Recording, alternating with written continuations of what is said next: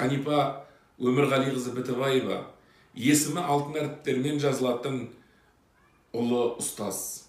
Мен үшін тек қана қазақ тілі мен әдебиетінің мұғалімдері ғана емес, жалпы қазақ ұстазының символы, эталоны дер едім. Себебі Қанапаның бір ғана ауыз сөзі оған деген менің үлкен сүйіспеншілігім менен құрметімді арттырды.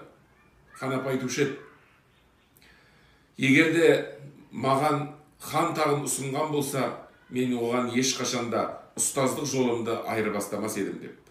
Яғни, бұлай айту арқылы Қанапамыз шәкірттеріне деген өзінің жүрегінің адалдығын білдіріп еді. Міне, ұстаз қандай болу керек дегенде, шәкіртіне адал болу керектікті бізге түсіндірген еді. Қанапамыздың әрине еткен еңбектері өлшеусіз. Бір ғана бүкіл 15 одақтас республикалардың ішінде тек қана 5 мұғалім мемлекеттік сыйлықтың иегері болса, соның бірі біздің мақтанышымыз Қанипа Өмірғалиқызы еді. Әрине, Қанапамыз арамызда болса артық болмас еді.